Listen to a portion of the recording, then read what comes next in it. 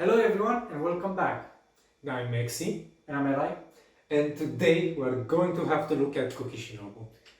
Finally, after so long, we took our time, we tried to play her, to build her, because both of us, we think she's actually amazing. So in your face haters, for those that say, oh my god, she's trash.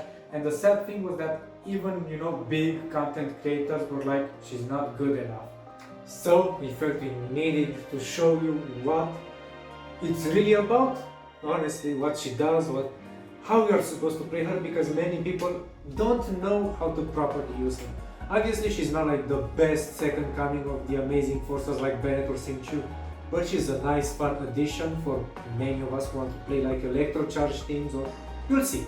Yeah, very underrated character. But before we go into the video, I just want to quickly say that we are going to release soon our reaction to the Archon Quest.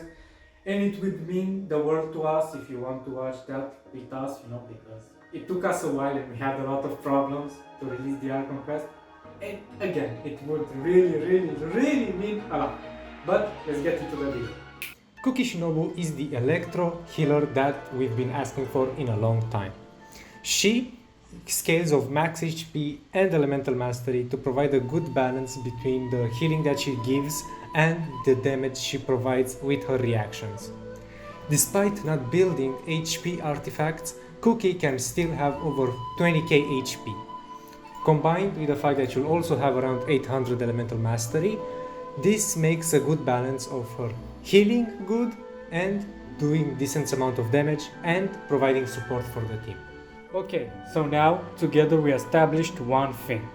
Kuki Shinobu needs elemental mastery. Like HP ain't her main part of her kit. Her best sword is the 5-star Freedom Sword because it comes with elemental mastery and high base attack. And for a lot of people, they don't understand. High base attack is important indeed for elemental mastery. But let's say you aren't a whale, you can't have Freedom Sword. Don't worry, there's still Iron Sting. And there's still, I think, that black sword is on the screen right now that gives you elemental mastery. So mostly you got the memo. You need to play elemental mastery on her to make her good. And last option I'm going to add, because some of you really are always like, I don't have this, I don't have that. If you play her in a super conduct team, you can just play Favonius sword. Like, this is the last option if you really can't afford any of the others. For artifact sets, the best one is obviously Tenacity of the Millelith. It provides an HP boost on the 2-piece set and an attack buff on the 4-piece set for the characters on your team that need it, like Beidou, Tartaglia, Ayato, or who else you play in these teams. You also have the options of possibly a Noblesse Oblige if you don't have a Tenacity, but I'd recommend farming for it. Obviously, the main stats you want on your Sands, Goblet and Crown is Elemental Mastery, Elemental Mastery and Elemental Mastery. You want HP rolls and energy recharge rolls. Sometimes crit rate is nice, but her main electro damage is not that good, so it really doesn't matter. So HP and ER are the main stats you want on her. Okay, now for constellations. Her C1, I think it's a little bit underrated because it's always nice to have a higher AoE on the burst. Her C1 is decent if you get it, but I wouldn't recommend to go like, to break the bank for it. It's not worth it. But if you get it, congrats. Her C2 is actually really nice because if you watch her elemental skill real quick, she has like a 3 seconds cooldown. And if you get her C2, you have no cooldown whatsoever. So like more time to heal, more time to apply the reaction damage. So I think it's really basic, why it's good. Her C3, it doesn't matter, it's just the basic increase. Her C4 has a lot of potential to be good, depending on your teams. Because every 5 seconds, you apply even more Electro. Ignore the fact of the damage is based on Shinobu's HP. Because it doesn't matter how much raw damage she does. It's all about her reactions. So the only thing that matters about that C4 is the fact that it applies Electro. Her C5, again, it really doesn't matter. This is a really useless constellation. And her C6 is actually a good one because you get Elemental Mastery and you won't die when you are under 25%. And for those that wonder what does it mean to be under 25%, it means basically when you go into the red zone of your HP. So it means for my Kuki, for example, she has 23k. When she would have like 5k, 6k, something like this, she will get the C6 buff, which is good because once again, elemental mastery is good. For talents, Kuki only wants one thing, her elemental skill, Sanctifying Ring, because of her healing that she provides with this talent. You don't level it up for the damage, you only level up if you want the healing that comes from it, which you do if you run her in a Electro charge team because you don't have healers in those teams. Her burst and her auto attacks are both useless because the burst scales on her max HP, so I don't recommend leveling this one. Her burst is only here to break elemental shields or to apply Electro really fast. Her auto attacks, we don't need to talk about them, they scale on attack percent. You're not gonna put attack on Kuki, and even if you do, the damage is gonna be bad. Now let's talk about Kuki's passives. First we have Heart's Response, which you only get by ascending her over level 70. It boosts her healing based off her elemental mastery and increases the damage dealt by another 25% because of her elemental mastery. This is a decent passive, but we also have another one which is pretty good in my opinion, Breaking Free. This ties in well with her C6 because it increases her healing even more when she's under 50%, just like her C6 increases her EM, which boosts her healing even more.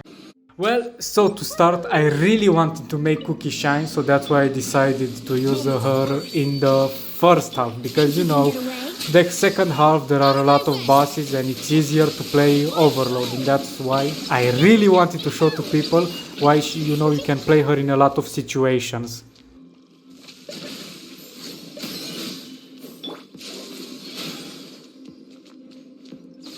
Time for takeoff. Oh, those two birds together, Venti and Shinobu, are so nice with the constant overloads, I love it. Well, thank you. I used all my brain cells for that move, not gonna lie.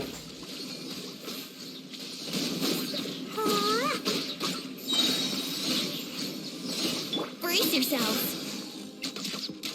Think you can get away?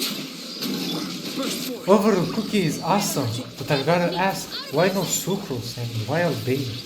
Well, my dear Exy, it goes back to the main idea that I was just saying.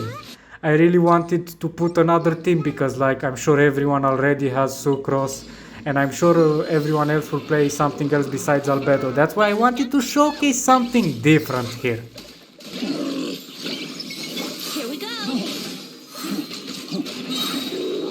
Time for takeoff. Feel this ancient power. Get with me.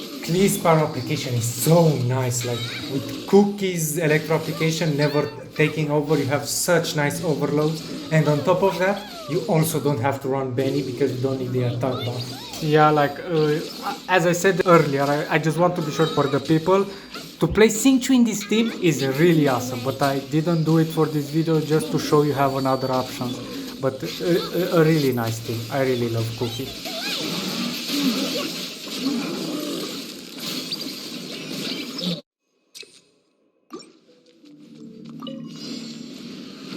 You can run, but you can't hide. Stand clear. Right here. Emerge. Lightning shock. Animal hypostasis. A sight to behold. Right here. Emerge.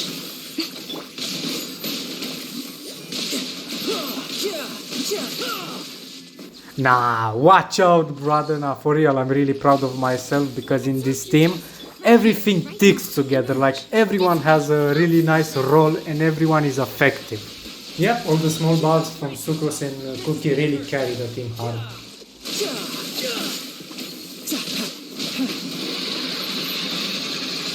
Stand clear. Right now. Right here. Right now. Our bond is strong. Out of my way. Animal testing. I'm always watching. Right here. Emerge. Right here. Swirl. Mark 2. At surface.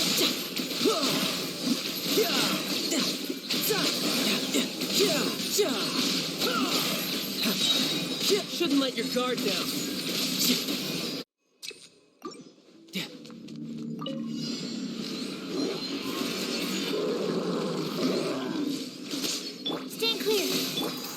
Emerge, right here.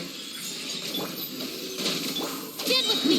I'll settle this. Damn, that electro application from Kuki and Yae made quick work of those shields. I know, right? It's bossing because it helps you, because now in the Abyss you have more options, one, and two, let's say you are a poor free-to-play player and you don't have a lot of pyro, that's really helpful. Brace yourself. This is gonna hurt.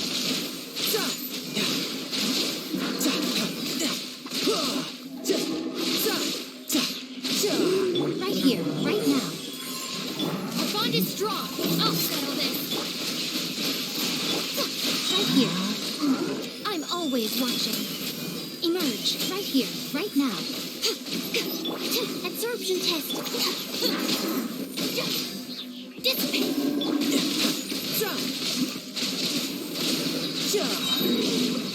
Shouldn't let your guard down.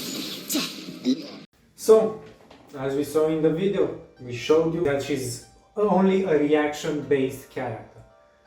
In my opinion, you shouldn't bother making her electro damage dealer sub DPS. That's just not doable and a waste of time and resources. Obviously, Electro Charge and Overload are her best teams because those are the teams that need a healer the most while not decreasing your DPS. Yeah, because the problem that you mostly faced with Electro and that people tend to forget why we all wanted an Electro hero was one, because the synergy, if you got two Electros in your party, it's easier to get particles for them, that's one. And second, it's Bennett. It's like you don't have two Bennets on your account. And not everyone has Zhongli, Kokomi, Zhongli and all that. You can use Bennett in one half, and then you can use Kuki in the other half. And that's why I think she's amazing, because she's very easy to build. Resources not that hard to make her 90. So I really think it's a cheap way to get a lot of damage. Yeah, because as we were saying, Electro Charge teams had the problem that you couldn't put two Electros, one Anemo and one Hydro, unless you played Kokomi.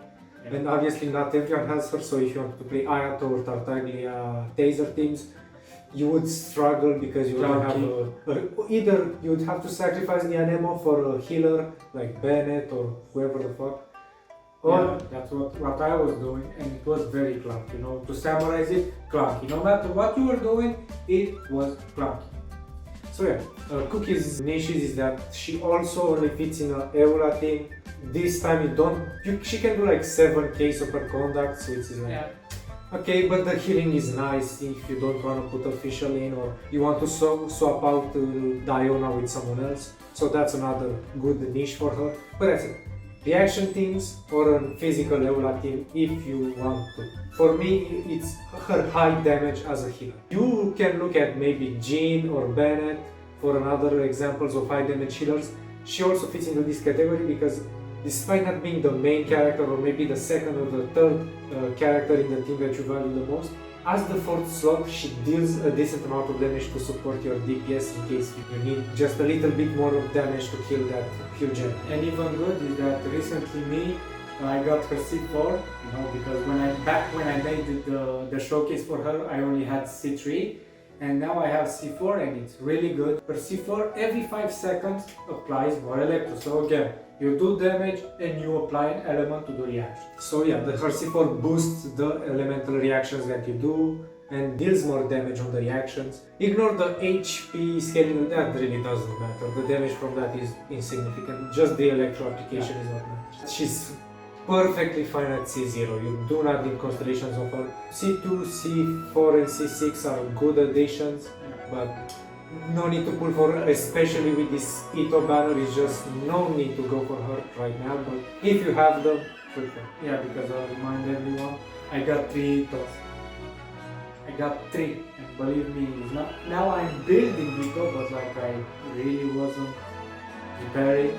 But at least I got 4 constellations on Kuki.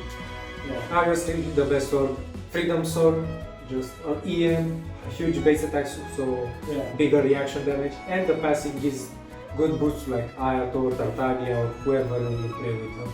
Tenacity of the melee best set gives her HP which helps with the healing, and the passive boosts your thing even. Yeah. Noblesse or tenacity, but tenacity is the best. She has medium investment, which is nice. In our opinion, good free-to-play option and free-to-play friendly. Free-to-play damage, that was a good one.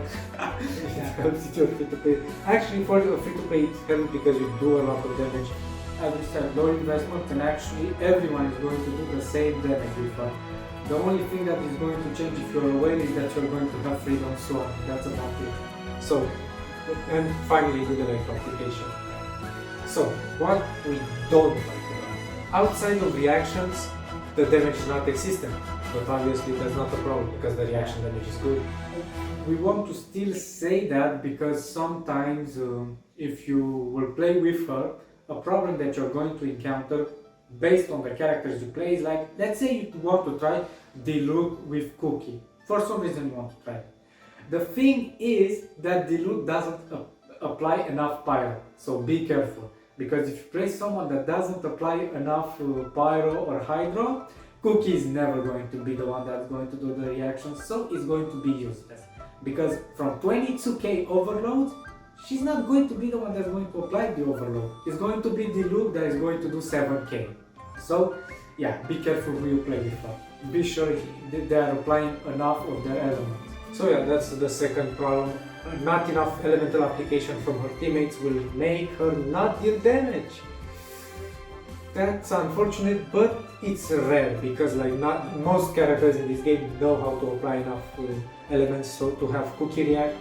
But we wanted to let that out there. So. Yeah, it's just a warning, so you know from the get-go what you're getting into. So that's mostly it in our opinions, obviously. That's it. That's all the cons she has. Maybe if you think level 90 is a con, Nah, it's not, like, come on. but you have to 90 her. So that's why it's not low levels of investment, but It's medium. medium, it's acceptable. Because you need to craft a weapon at 90, both her weapon and her. Yeah. So this is mostly it. We think Kuki is a good addition to the current meta. She's fun, her animations are cool, her voice lines are cool, her themes are cool. Her mask, her animations, and that's the thing. And she really makes this game fun. And why? Because she adds something that we didn't have for a long time, because we are like 2.7 Electro hero. Really think about it. And after all the things we said and after all the things you saw, you still think that she's bad and she's not good enough. I'm like, she's not god tier, but she's good enough. I think Mihoyo, for once, I'm the first person that jumps on Mihoyo when they do something wrong, but for once I feel like they've done something good, they've done something decent, because let's not forget, she's a 4-star, not a 5-star, 4-star. Everyone is gonna have her at some point. And since she's C0 viable, that's pretty good. Well, if we don't got anything to say, I think that's about it for the video. Thank you for watching, and if you made it to the end, really thank you again. You're a homie and it means a lot. And that's why I want to tell all of you to not to forget. Our Conquest is going to come pretty soon, and other videos are going to come for Genshin, because we've got loads of things that we want to talk about. So it was nice having you. Again, I was Eli, And I'm Maxine. bye!